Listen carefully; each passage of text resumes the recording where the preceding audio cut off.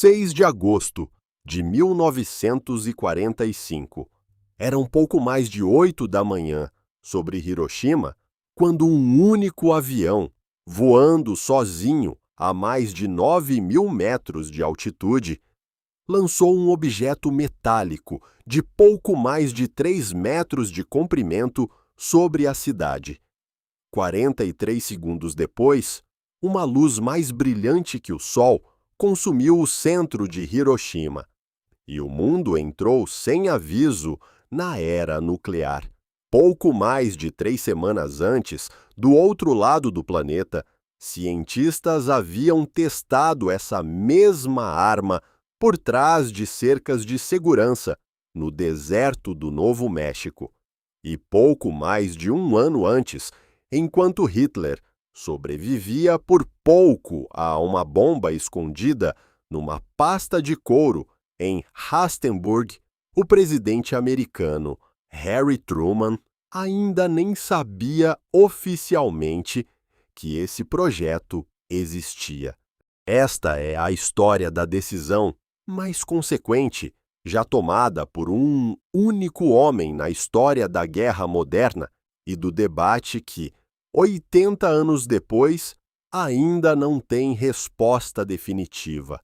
Em agosto de 1939, Albert Einstein assinou uma carta, redigida principalmente pelo físico húngaro Leo Szilard, alertando o presidente Franklin Roosevelt sobre a possibilidade de que pesquisadores alemães estivessem avançando em direção a uma arma baseada na fissão nuclear.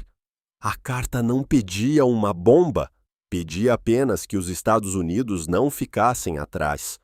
Levaria mais de 3 anos até que esse alerta se transformasse no Projeto Manhattan, o maior e mais caro programa científico-militar da história até aquele momento.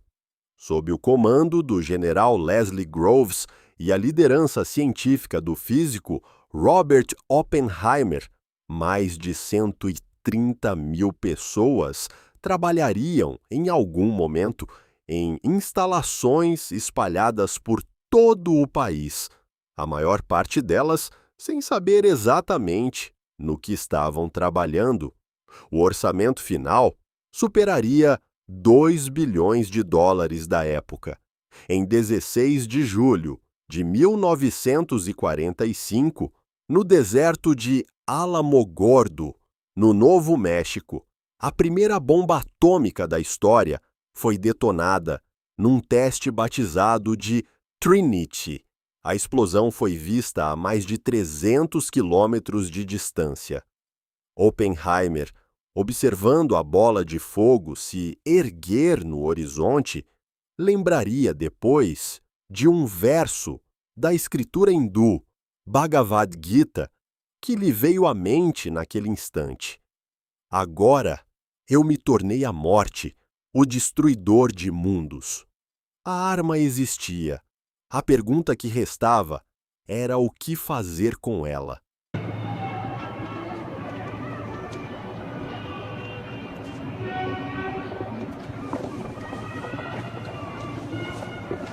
Harry Truman se tornou presidente dos Estados Unidos em 12 de abril de 1945, com a morte súbita de Franklin Roosevelt.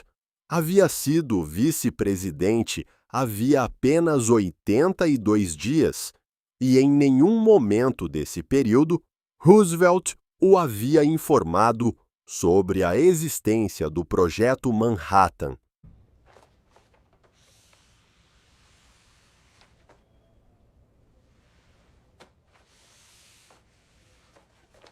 Foi só em 25 de abril, 13 dias depois de assumir a presidência, que o secretário de guerra Henry Stimson sentou-se com Truman e revelou pela primeira vez que os Estados Unidos estavam a poucos meses de possuir a arma mais terrível já criada na história da humanidade.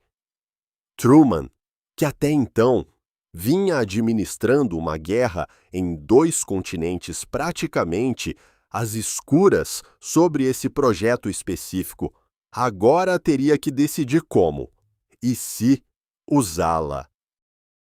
Em julho de 1945, Truman viajou à cidade alemã de Potsdam para se reunir com Winston Churchill e Joseph Stalin e decidir os termos da ocupação da Alemanha derrotada e o futuro da guerra contra o Japão. Foi em Potsdam que Truman recebeu a notícia de que o teste Trinity havia sido um sucesso completo. Em 26 de julho, os Estados Unidos, o Reino Unido e a China emitiram a Declaração de Potsdam, exigindo a rendição incondicional do Japão e prometendo destruição rápida e absoluta, caso o país se recusasse. A declaração não mencionava explicitamente a existência da bomba atômica.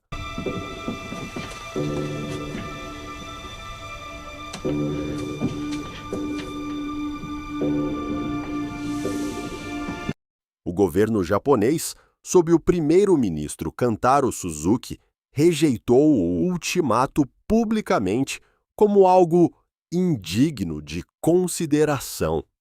Internamente, havia uma divisão profunda entre facções que já buscavam canais diplomáticos para encerrar a guerra e outras que ainda defendiam resistência até o fim, mesmo diante de uma invasão americana iminente do território japonês. Na madrugada de 6 de agosto de 1945, o bombardeiro B-29, conhecido como Enola Gay, pilotado pelo coronel Paul Tibbets, partiu da ilha de Tinian em direção a Hiroshima, uma cidade portuária com pouco mais de 300 mil habitantes e sede de um importante comando militar japonês. Às 8h15, a bomba batizada de Little Boy, movida a urânio enriquecido, foi lançada sobre o centro da cidade. A explosão, equivalente a cerca de 15 mil toneladas de TNT, matou entre 70 e 80 mil pessoas instantaneamente. Até o final daquele ano, o número de mortos por feridas, queimaduras e envenenamento por radiação superaria 140 mil. A cidade, em sua maior parte construída em madeira, foi reduzida a escombros em um raio de mais de 2 quilômetros a partir do epicentro da explosão. O Japão não se rendeu imediatamente. Em 8 de agosto, a União Soviética, cumprindo um acordo feito em Ialta, declarou guerra ao Japão e invadiu a Manchúria ocupada pelos japoneses, eliminando qualquer esperança remanescente em Tóquio de que Moscou pudesse mediar uma paz negociada. Em 9 de agosto, um segundo bombardeiro, o Boxcar, partiu com uma segunda bomba, Fat Man, movida a plutônio. O alvo original era a cidade de Kokura, mas a nuvem de fumaça sobre a região, somada à cobertura de nuvens, levou a tripulação a desviar para o alvo secundário, Nagasaki. A explosão matou entre 40 e 70 mil pessoas, a maioria instantaneamente. Em 15 de agosto de 1945, o imperador Hirohito anunciou, em uma transmissão de rádio para a nação japonesa, a aceitação dos termos de rendição. A assinatura formal ocorreria em 2 de setembro, a bordo do encouraçado USS Missouri, na Baía de Tóquio. Desde então, Historiadores debatem se as bombas foram, de fato, o que encerrou a guerra, ou se a entrada soviética no conflito teria sido suficiente por si só, e se o Japão já estava próximo de buscar uma rendição negociada antes mesmo de Hiroshima.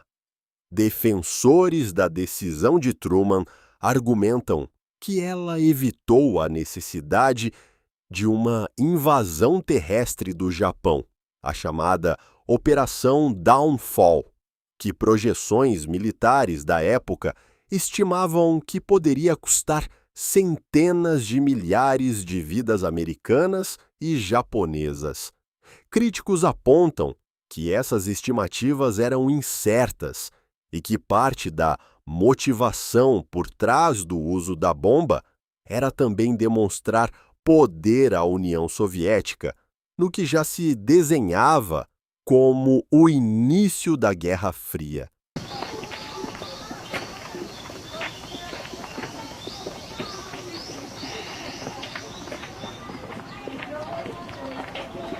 Os sobreviventes das duas cidades, conhecidos no Japão como Hibakusha, carregariam por décadas sequelas físicas e o peso de um estigma social em um país que, por muito tempo, preferiu não falar abertamente sobre o que havia acontecido com eles.